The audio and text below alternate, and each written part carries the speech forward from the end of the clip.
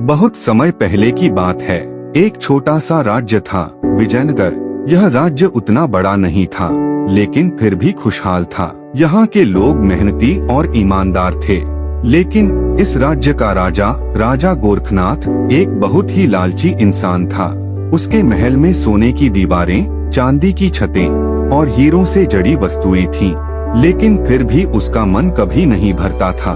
वह हमेशा कहता, मेरे पास जो है वो बहुत कम है। मुझे और चाहिए ज्यादा धन, ज्यादा जमीन, ज्यादा ताकत। प्रजा की हालत, राज्य की हालत धीरे धीरे बिगड़ने लगी। राजा हर महीने नया कर लगाता, किसानों से अनाज का आधा हिस्सा ले लेता, व्यापारियों से हर व्यापार पर भारी टैक्स वसूलता। आम जनता भूखी रहने लगी, लेकिन राजा के खजाने में सोने की ईंटें भरती जा रही थीं। एक दिन एक बुजुर्ग किसान राजा के दरबार में आया। उसके चेहरे पर गम, लेकिन आंखों में हिम्मत थी। महाराज, मेरे पास देने को कुछ नहीं बचा। अगर आप और लेंगे तो मेरे परिवार को भूखों मरना पड़ेगा। राजा हंसा, अगर तू भूखा मरेगा तो क्या? मेरे खजाने में एक और सोने का सिक्का आ जाएगा। जा, जो मांगा गया है वो लेकर आ। पूरा दरबार खामोश था, लेकिन कोई कुछ नहीं कह सका। राजा की हवस बढ़ती गई। एक दिन राजा ने ऐलान किया, जो कोई मुझे अमरता का रहस्य बताएगा उसे मैं आधा राज्य दूंगा। यह सुनकर दूर दूर से साधु, तांत्रिक और विद्वान आने लगे, लेकिन कोई भी राजा को अमर बनाने में सफल नहीं हुआ। तभी एक दिन एक अजनबी साधु महल में आया। उसके हाथ में एक चमचमाती सोने की किताब थी। महाराज, इसमें अमरता का रहस्य छुपा है, पर इसकी कीमत है। राजा की आंखें चमक उठी। मांग जो चाहे। आपको 7 दिनों तक जंगल में रहकर 7 कठिन परीक्षाएं देनी होंगी। अगर आप सफल हुए तो ये किताब आपकी। राजा ने तुरंत हामी भर दी। उसके मन में सिर्फ एक लालच था, अमरता। 7 दिन 7 परीक्षाएं। पहला दिन भूख की परीक्षा। राजा को एक पेड़ के नीचे बैठा दिया गया, ना खाना ना पानी। पहले दिन ही उसकी हालत खराब हो गई, पर लालच में वह रुका रहा। दूसरा दिन अकेलेपन की परीक्षा। उसे एक अंधेरी गुफा में बंद कर दिया गया। चारों ओर सन्नाटा, अंधेरा और डर। राजा कांपता रहा, लेकिन वो रुका रहा।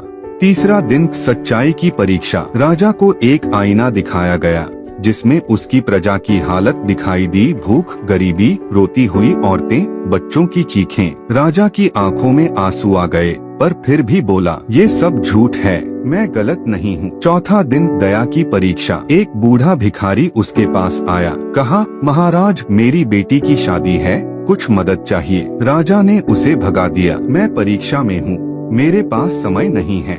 पांचवा दिन शक्ति की परीक्षा। एक सिंह ने उस पर हमला किया। राजा डर गया, लेकिन किसी तरह खुद को बचा लिया।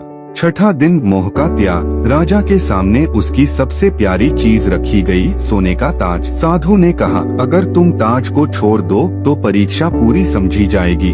राजा मुस्कुराया, ताज नहीं तो मैं कौन हूँ? और उसने ताज उठाकर पहन लिया। 7वां दिन अंतिम परीक्षा। राजा को एक जलते हुए पुल पर चलने को कहा गया। उसने पीछे देखा, जंगल, भूख, अंधेरा। आगे देखा, रोशनी, सोना, अमरता, और वह चल पड़ा। मगर जैसे ही वह पुल के बीच में पहुंचा, पुल टूट गया। राजा गिरा और अचेत हो गया। जब राजा की आंखें खुली तो वह अपने महल के बिस्तर पर था। सब कुछ एक सपना लग रहा था, पर उसका शरीर अब बहुत कमजोर हो चुका था। उसका खजाना खाली था, लोग राज्य छोड़ चुके थे, प्रजा विद्रोह कर चुकी थी। तभी वही साधु प्रकट हुआ। राजन, ये सब तुम्हारे कर्मों का फल था। तुम लालच में इतने अंधे हो गए कि तुम्हें अपनी प्रजा भी दिखाई नहीं दी। अमरता जीवन में नहीं, कर्मों में होती है।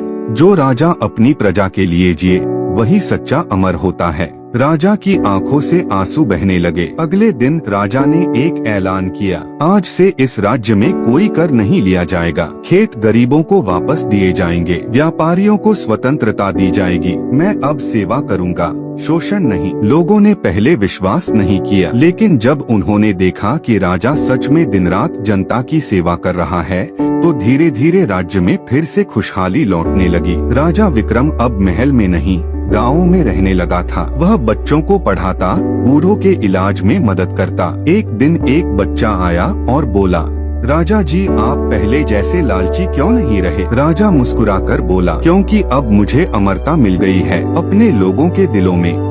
लालच आपको बहुत कुछ दे सकता है, लेकिन सुकून, सम्मान और अमरता नहीं। सच्चा राजा वो होता है जो अपनी प्रजा के लिए जिए। ऐसी ही और भी इंटरेस्टिंग वीडियो देखने के लिए हमारे चैनल अंश हब स्टोरी को सब्सक्राइब करें। आज के लिए बस इतना ही, मिलते हैं अगले वीडियो में एक नई स्टोरी के साथ। तब तक के लिए धन्यवाद।